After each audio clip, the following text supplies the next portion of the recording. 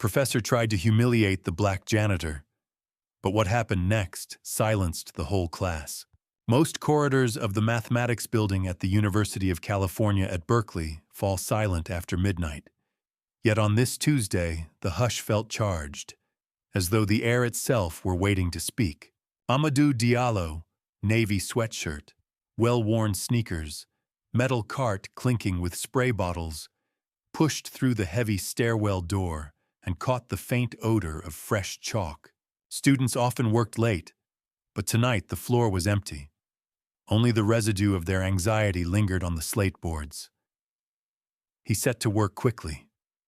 Floors first, windows last. That pattern kept the rhythm steady and the mind free to wander. When he reached an open classroom, a dense system of equations sprawled across two adjacent boards. Someone had circled the final line in red, then underlined it twice, as if daring the next reader to challenge it.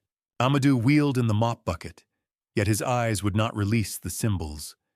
They rose before him like old friends greeting him across time.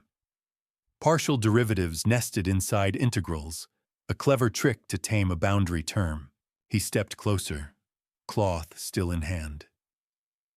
There, near the bottom, a minus sign had survived differentiation where a plus sign belonged.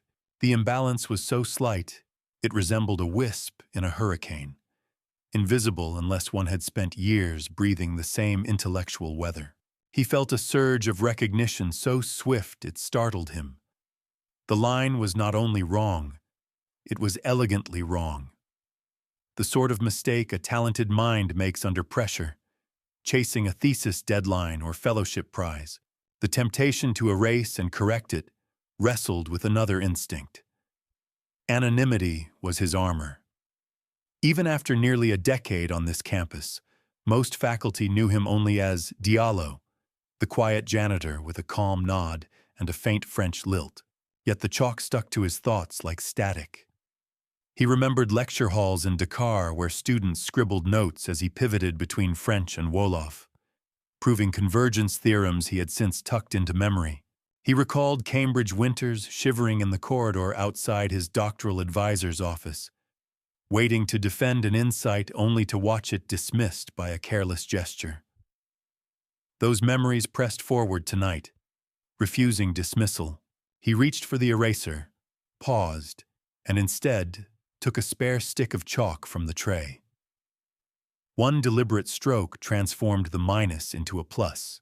Then, beneath the corrected expression, he wrote a concise justification.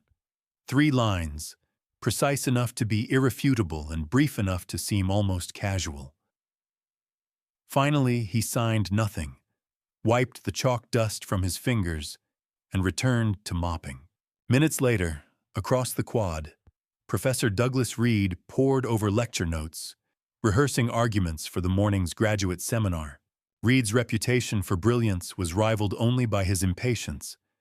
Errors from students drew sarcasm as automatically as chalk drew dust. He rehearsed the climax of his derivation, then froze. The line he had etched so confidently earlier that evening was wrong, blatantly so, and someone had corrected it with a neat proof. Reed's first reaction was indignation. Who dared revise his work?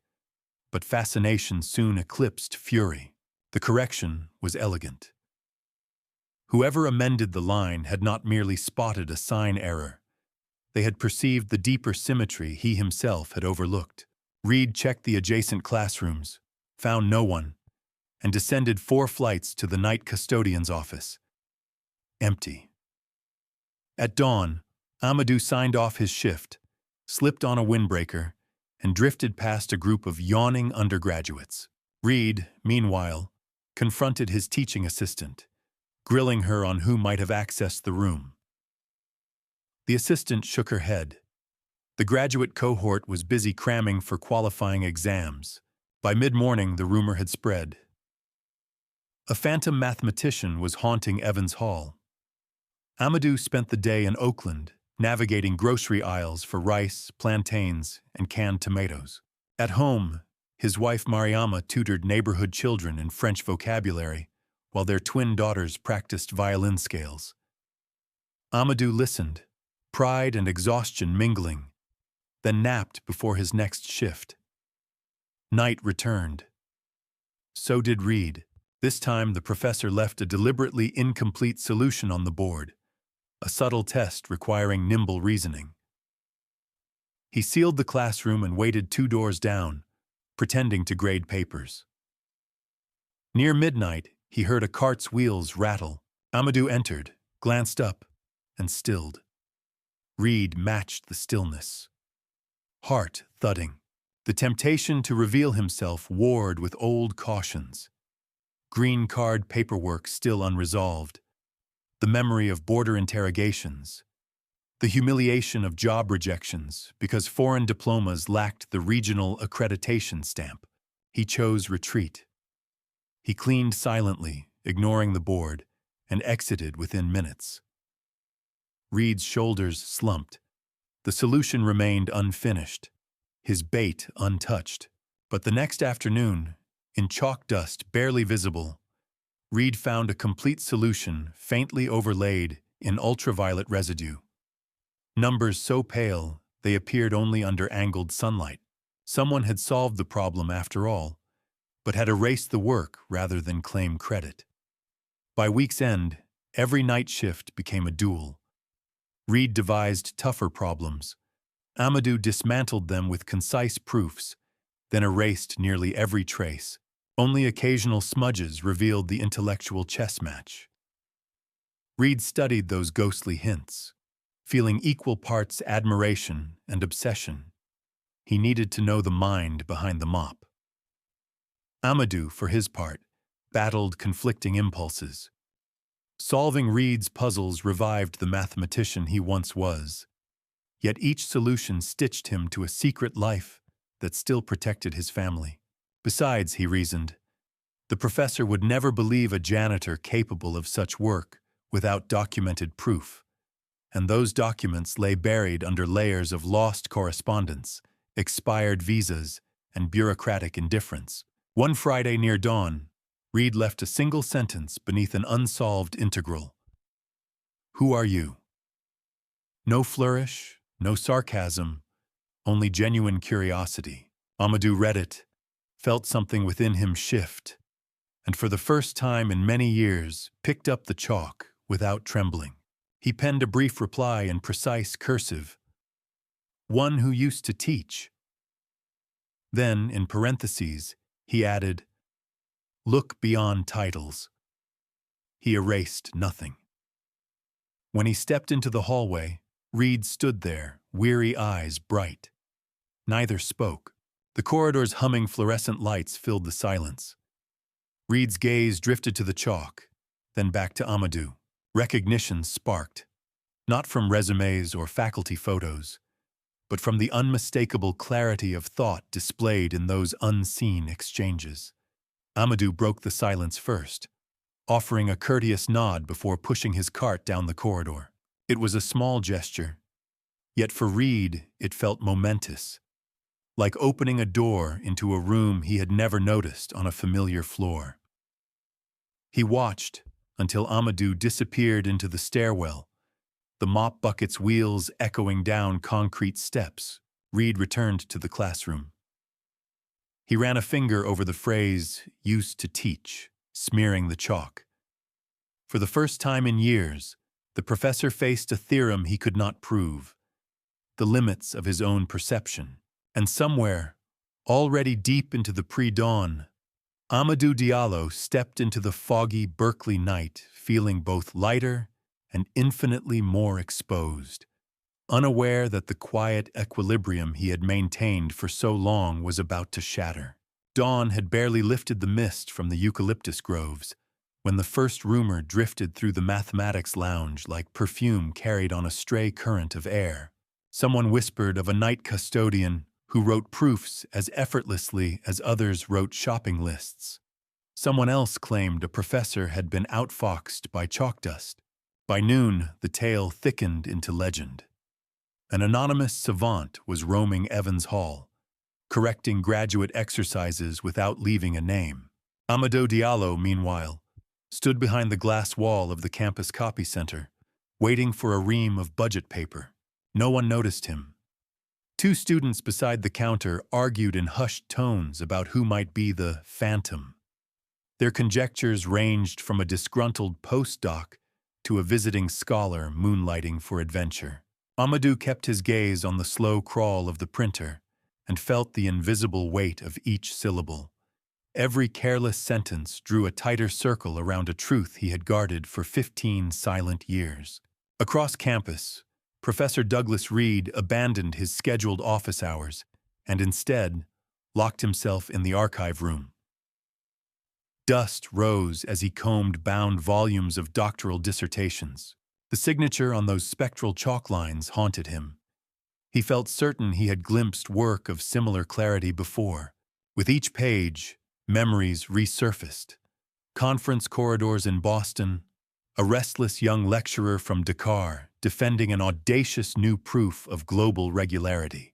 Reed remembered dismissing that proof at a crowded poster session, too distracted by his own growing fame to engage the stranger who presented it with fierce, quiet conviction. Reed sank into a wooden chair, pressing two fingers to his temple. Could the custodian and that lecturer be the same person? The thought jarred his pride and stung his conscience. He lifted a brittle dissertation from a shelf marked 1997. On the title page, in precise serif type, appeared the name Amadou Diallo. Reed stared at the letters, heartbeat kicking hard. Below the title, an advisor's signature from the Massachusetts Institute of Technology confirmed the doctorate. Reed paged through the chapters, scanning lemmas and corollaries that once seemed overambitious, now startling in their foresight. He closed the volume carefully, as though it were the lid of a long-sealed secret. The discovery alone might have remained private, but academia thrives on hungry curiosity. Reed's graduate assistant glimpsed the dissertation on Reed's desk, snapped a photo of the cover, and shared it with a classmate. Within hours, an entire cohort poured through online archives, piecing together a truncated biography. Early brilliance in Senegal, rapid ascent to assistant professor in Dakar. Then an abrupt silence after a coup reshaped the nation's universities. Visa logs revealed a short teaching stint at a small New England college that ended when funding collapsed. After that, nothing. No publications, no conference appearances, until the faint chalk of one winter week in Berkeley. When they realized the timeline aligned with their own janitor's arrival, astonishment bled into embarrassment. Students who had stepped around Amadou's caution sign while his mop glided over tile floors now ran simulations based on the very theorems he had crafted 2 decades earlier. Yet none dared approach him. Awe can paralyze as completely as disdain. Reed refused paralysis. That evening he bypassed human resources, walking straight to the custodial break room. He rehearsed an apology, but the room was empty save for a lone thermos on a metal shelf. He turned, confronting the dilemma of recognition without consent. To expose Amadou might offer long overdue redemption, or might yank him into unwanted limelight. Reed's reputation for sharp elbows weighed heavily against his sudden urge to champion another man's cause. Guilt, though, is a relentless accountant. While faculty clashed over departmental funding in the weekly meeting, Reed stood and requested the floor. His voice, usually crisp with confidence, emerged quieter than expected. He spoke of a scholar in our midst whose contributions have been overlooked, and demanded the seminar slot vacated by a sabbatical colleague. The chair, surprised, asked for a dossier. Reed promised one by morning. That night, Reed drafted a letter to the dean, attaching copies of Amadou's early papers. Each paragraph rang with contrition disguised as advocacy. Yet halfway through he hesitated. He imagined Amadou reading the memo, proud perhaps, but also exposed. Visas reviewed, employment scrutinized, precarious immigration status cracked open. Reed set down his pen and instead wrote a different letter, addressed to Amadou himself, requesting a private conversation. While Reed weighed ethics against ambition, Amadou navigated the neon aisles of a discount pharmacy, tracking prices of asthma medication for his elder daughter. The radio by the checkout muttered news of unrest in a West African capital. Military checkpoints, shuttered schools. The broadcast unlocked memories of tear gas clouds drifting across the campus of Cheikh Anta Diop University, echoes of boots on marble steps, syllabi confiscated by armed guards. He closed his eyes for a breath, steadying the tremor of recollection, before paying and stepping into the cool evening. Back in their small apartment, Mariama noticed the crease between her husband's brows deepen. Over simmering peanut stew, she asked about his day. He offered a reassuring smile that did not reach his eyes and spoke only of overtime hours.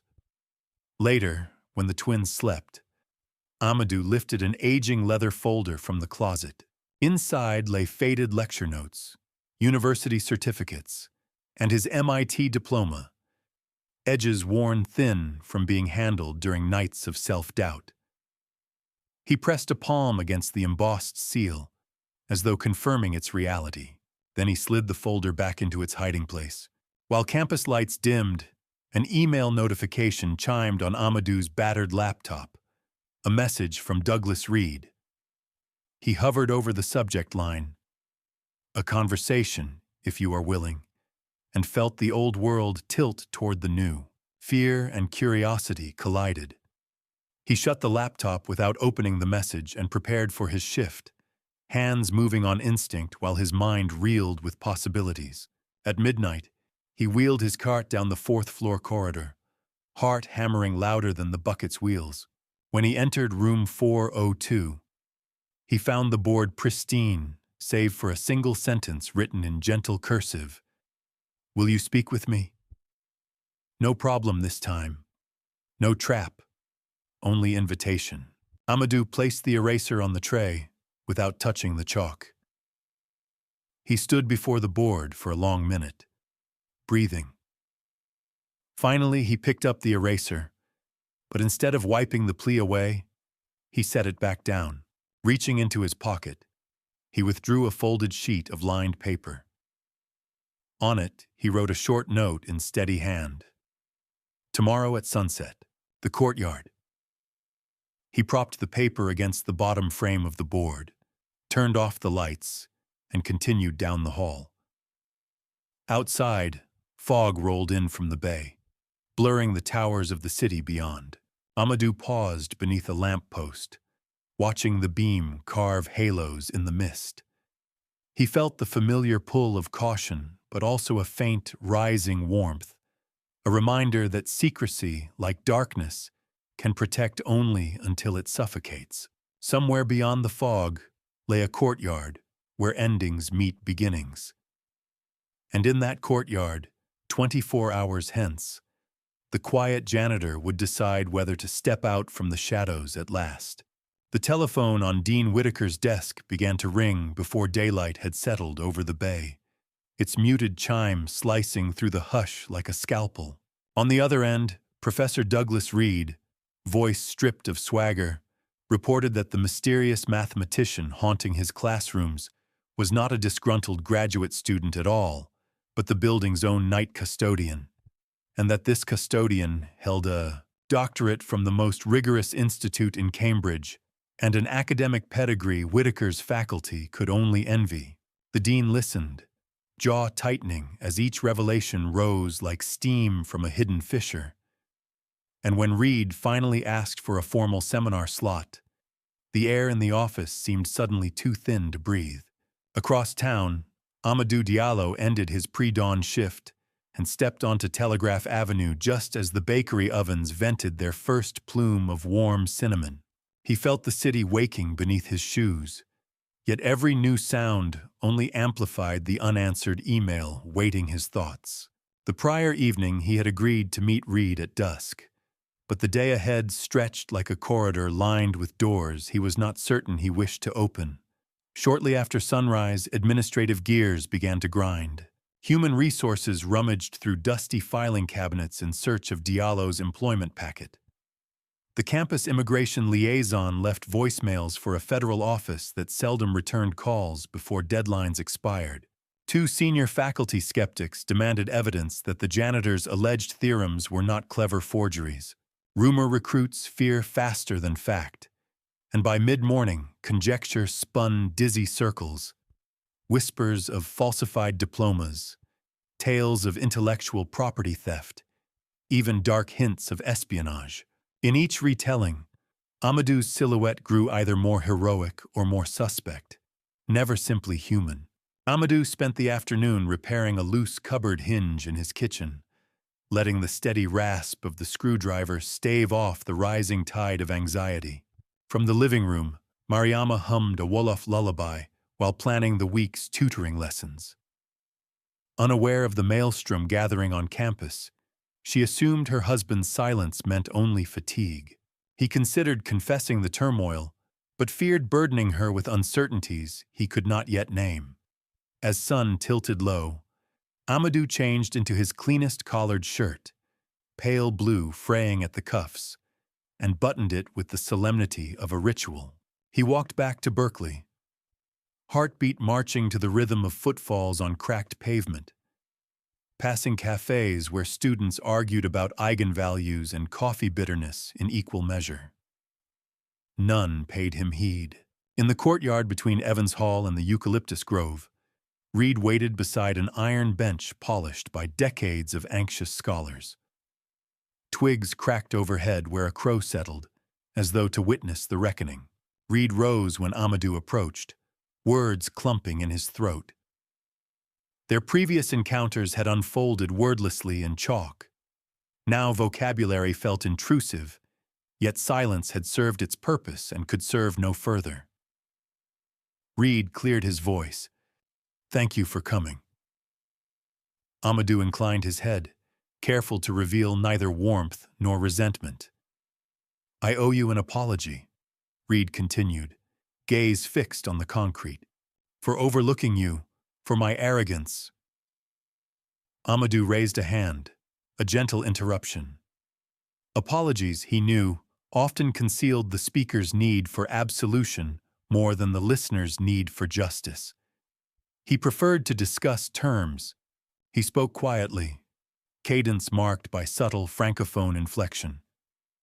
"If you wish me to lecture, I will. But not as an exhibit of nostalgia. I will present my current work." Reed nodded, though unease flickered in his eyes. Current work meant theories no one had yet vetted, results that might eclipse his own. Second condition: there will be no publicity beforehand, no posters with my name until after the talk is done. Reed hesitated. Publicity filled seats and bolstered departmental prestige, but conceded. Third, I keep my custodial position until papers are accepted for publication. My family cannot eat promises. Reed agreed at once. For the first time that day, relief entered his posture. The final stipulation Amadou withheld for a heartbeat longer. I want any fees typically paid to external speakers donated to the Campus Scholarship Fund for undocumented students. Reed blinked, surprised, then promised to arrange it. They shook hands, a gesture simple yet seismic. Around them, the grove rustled as dusk deepened, and the crow lifted into darkening air as though the contract required a witness willing to keep its silence. Word of the coming seminar seeped through departmental emails by moonrise. Faculty scanned the terse announcement. Colloquium next Thursday. Speaker A. Diallo. Topic: Nonlinear boundary dynamics in higher dimensional Navier systems. No biography, no photograph, only the title hinting at complexity beyond familiar frontiers. Some professors scoffed. Others mined databases for prior citations and found only articles dated more than a decade earlier, each one now cited with increasing frequency after long dormancy. Graduate students, starved for novelty, took sides. Some saw in Diallo a legend mid-forging, others a threat to scarce funding lines. One teaching assistant printed copies of his 1997 dissertation and highlighted passages in neon ink, passing them around like fragments of prophecy. As the campus buzzed, Amadou returned to his night shift, carrying a second-hand backpack stuffed with scribbled notebooks. 15 years of margins filled during lunch breaks, bus rides, and the quiet breath between mopping one corridor and the next. He chose an empty lecture hall and spread the pages across a desk, aligning proofs in chronological order, tracing the evolution of an idea born in Dakar, tempered in exile, and now ready for daylight. As he read, doubts prowled the edges of his mind. Would the notation feel outdated? Would the committee of unspoken prejudices weigh heavier than logic? Yet each theorem, when recited silently, answered back with crisp inevitability. Truth ages, but it does not stale. Sometime past midnight, he locked the notebooks in his locker, changed into coveralls, and resumed cleaning. His colleagues greeted him with polite nods, unaware that the man polishing the terrazzo floor was also preparing to chart new territory in fluid dynamics. Glancing at his reflection on the freshly buffed surface, Amadou noted the faint silver at his temples and the steadiness of his own gaze. He thought of the classroom soon to fill with curious eyes and even more curious calculations. The fear remained, but determination had become its pulse. In a small apartment 3 miles away, Mariama woke briefly and reached across the mattress for her husband's familiar warmth, finding only a cool hollow that signaled overtime hours. She whispered a prayer small enough to fold inside a heartbeat and drifted back into dreams where futures opened like sunlit courtyards. Back in Evans Hall, janitorial machines hummed steady counterpoint to the murmured conjectures echoing through academic inboxes. The date was set. The conditions agreed. All that remained was for a lecture to begin, and for a man once defined by shadows to step fully into the unfiltered glare of scholarly scrutiny. And somewhere on the 4th floor, a single line of chalk still waited on a forgotten board. The last remnant of Reed's challenge. Beneath it, faint as breath, lingered the message Amadou had written days earlier. One who used to teach.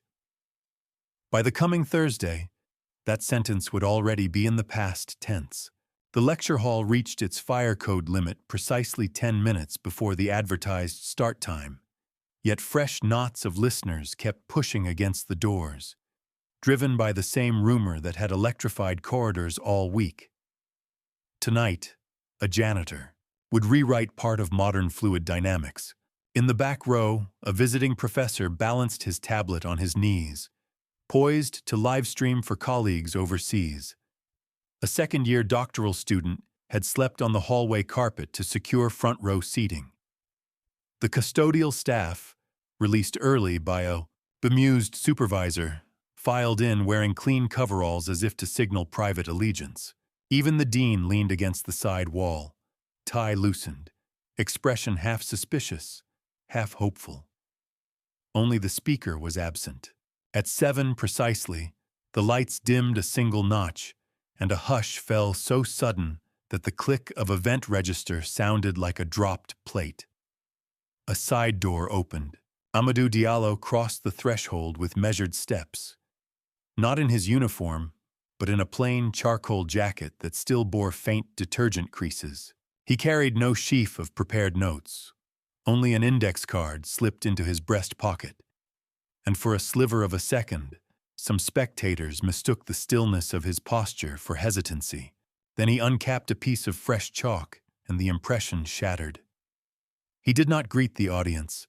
Instead, he wrote, across the board's upper margin, a single equation whose symbols coiled and nested until even senior faculty leaned forward, brows knit.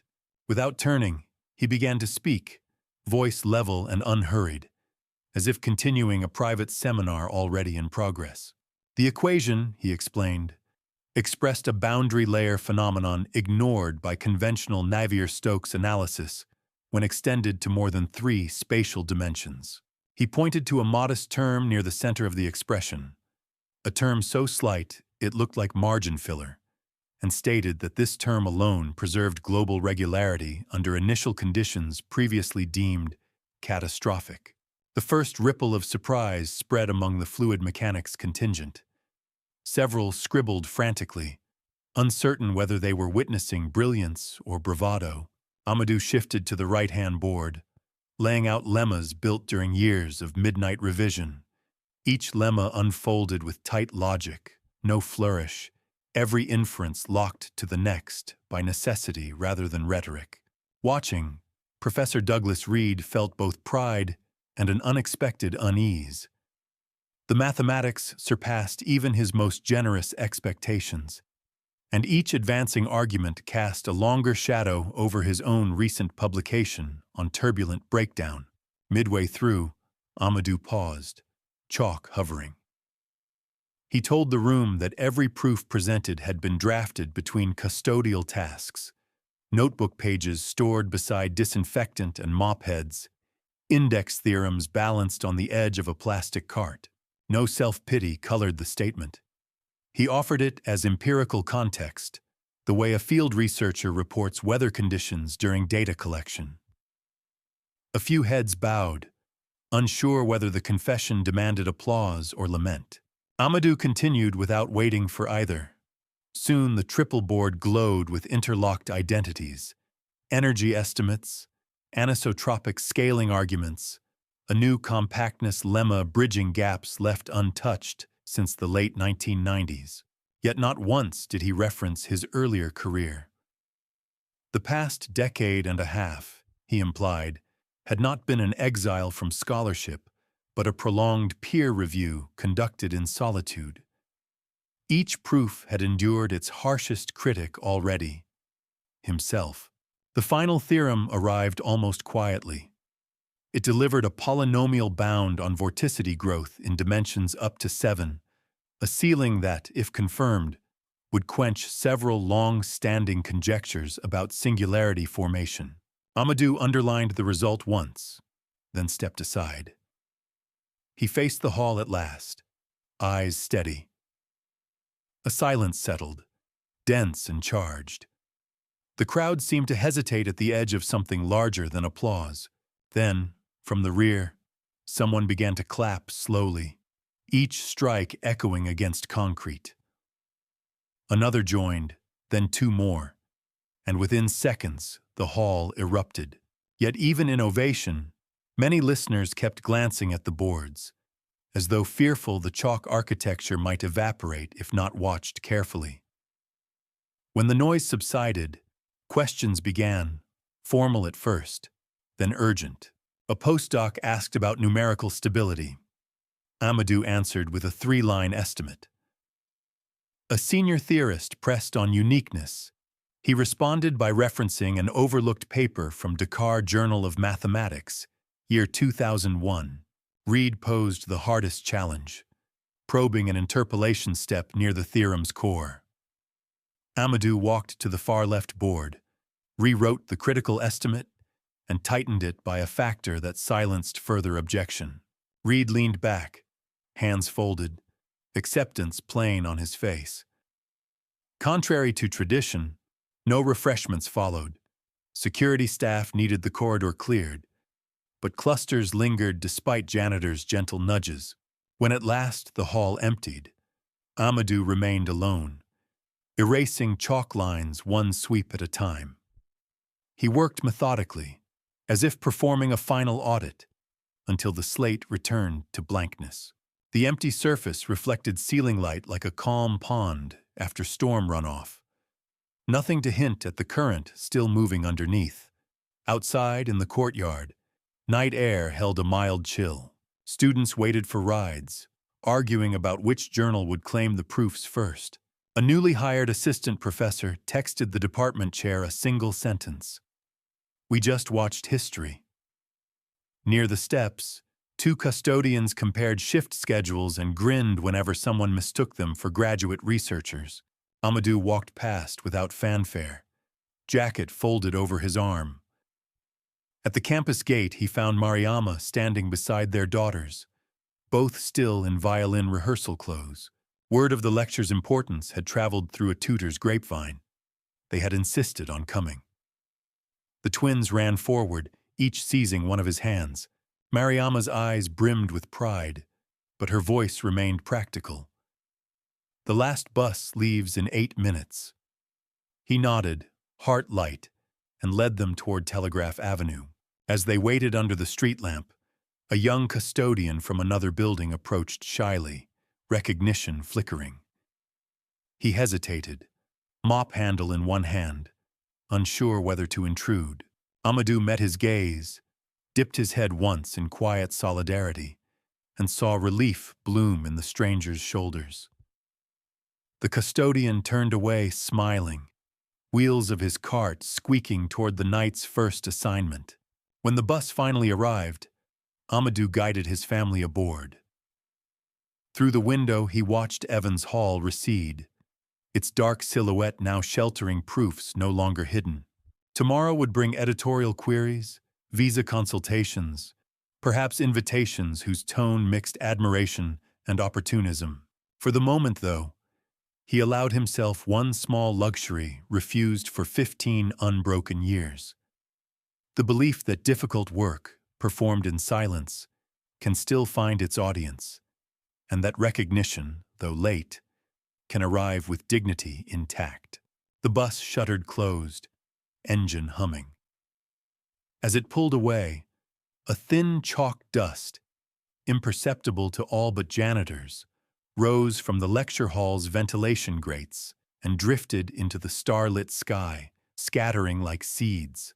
The spring ceremony began with a hush, thick enough to rival any winter fog off the bay, yet the atmosphere inside Zellerbach Hall vibrated like a taut string. The University Senate had voted, almost unanimously, to confer a full professorship on the man who only months earlier rolled buckets through unseen corridors. The agenda listed routine promotions, yet everyone present sensed the moment would not stay confined to parchment. Dean Whitaker opened proceedings with the institutional cadence of tenure ritual, but midway he set aside the script. He spoke instead of horizons broadened by humility, of the unexpected paths genius can travel when political fault lines buckle. Listeners leaned in, catching terms more often heard in sermons than in Senate minutes: dignity, gratitude, redemption. By the time Whitaker announced Professor Amadou Diallo, Department of Mathematics, a ripple coursed across the auditorium, akin to sudden warmth after rain. Amadou rose from the front row, tailored jacket still foreign on his shoulders, and walked the length of the stage with the same measured deliberation once used to navigate puddled stairwells at dawn. Halfway, he paused, not for applause, which swelled regardless, but to let the hall's cresting roar settle into the bone.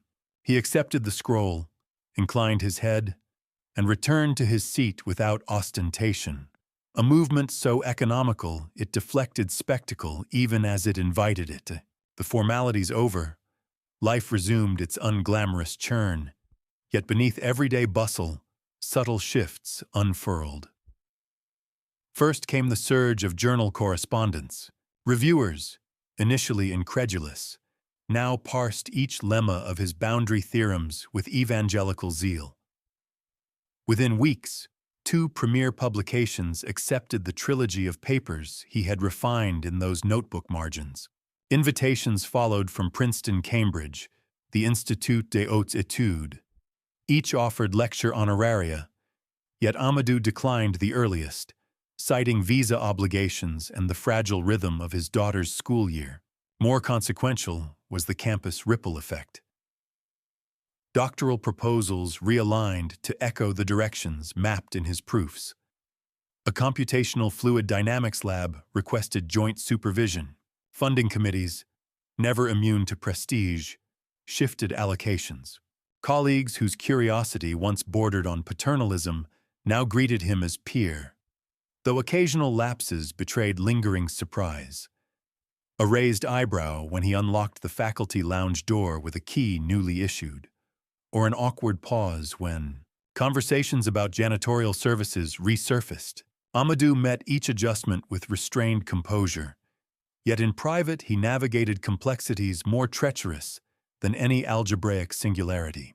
The janitorial union negotiated his graceful exit, ensuring health benefits bridged seamlessly to faculty coverage. Immigration attorneys reactivated dormant petitions, citing national interest contributions to fast-track residency status. Through it all, Mariama stood sentry over household equanimity, reminding their daughters that success measured by headlines mattered less than steadfast character. In quieter hours, Amadou caught himself scanning classified pages for custodial vacancies, perhaps out of habit, perhaps in tribute to a chapter now closed. Late one April afternoon, he approached his inaugural graduate seminar as lead instructor. Word had spread well beyond departmental mailing lists. Undergraduates squeezed onto window ledges, postdocs lurked at the back, and two retired professors commandeered folding chairs. Amadou opened not with equations, but with a story. A recollection of standing on a Dakar beach at dusk, watching tide patterns devour his sand-drawn vector fields before he finished the last arrowhead. The ocean, he told the room, had been his first teacher in nonlinear boundary behavior. The anecdote disarmed the audience, allowing his subsequent dive into rigorous derivations to land with sharper clarity.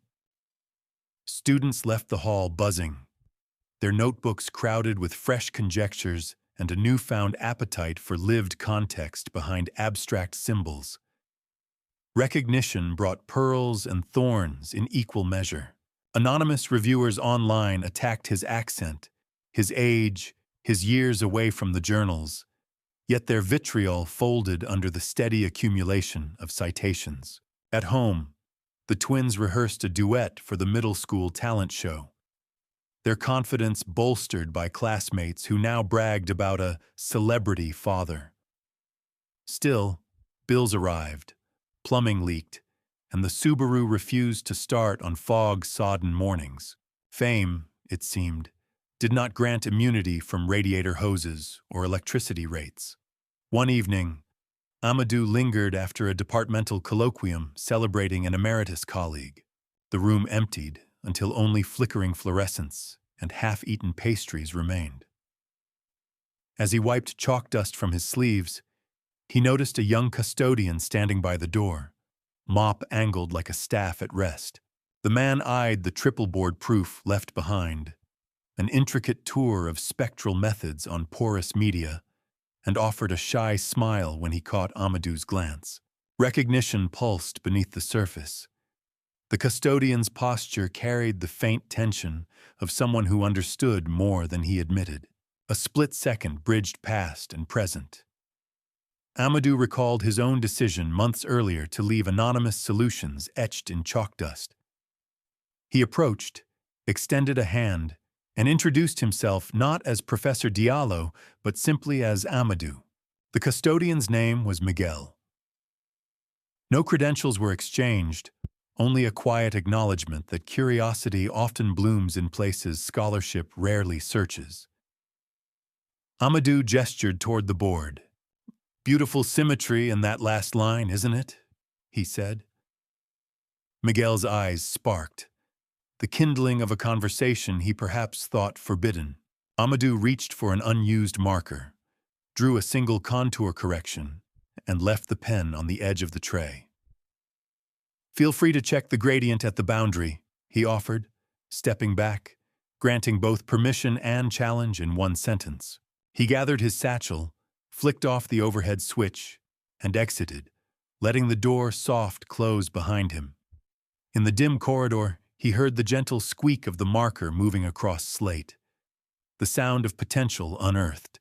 It echoed the first night he had tested Reed's derivations, and for a heartbeat, he tasted the same mix of trepidation and exhilaration. The circle, though never truly closed, had at least completed one revolution. Outside, rain began with no prelude, tapping eucalyptus leaves and varnishing the campus walkways. Amadou tightened his coat and started downhill. Ahead, lamp halos glimmered in soft focus. Behind, the lecture hall windows glowed, silhouettes shifting as Miguel compared gradients. Each footfall met wet pavement with a muted clap, rhythmic, assured. In that cadence, Amadou sensed the quiet vow he now carried: to remain attentive to minds concealed by circumstance, to amplify whispers of insight before bureaucracy could silence them. He reached the avenue just as the number 43 bus hissed to a stop. Boarding, he caught his reflection in the darkened glass. No longer the man who clung to anonymity, yet not entirely divorced from him either. The bus lurched forward, wipers sweeping arcs across the windshield, like parentheses enclosing possibility. Berkeley's campus lights receded, their afterglow merging with city neon, and Amadou settled into a seat beside an elderly passenger humming an old Wolof tune. As the melody braided through engine rumble, he closed his eyes, picturing chalk dust dispersing into silent ventilation shafts, settling on hidden ledges, waiting for hands bold enough to reshape it. Somewhere, a graduate student wrestled with new boundary estimates. Somewhere, Miguel tested that marker stroke against the board's resistance. And in the quiet cradle between these unknowns, Amadou felt the rare equilibrium that comes when intellect, labor, and recognition align. Fragile, yes, but earned. The bus turned west toward the glow of the bay. Rain softened to drizzle, then mist. Through the window, city lights shimmered across water in restless, intersecting paths, each ripple reflecting another. In that shifting mosaic, Amadou saw the essential truth of every equation he had ever proved. Boundaries, though real, can move, dissolve, or be redrawn, and within their mutable lines, unsuspected futures wait to reveal themselves.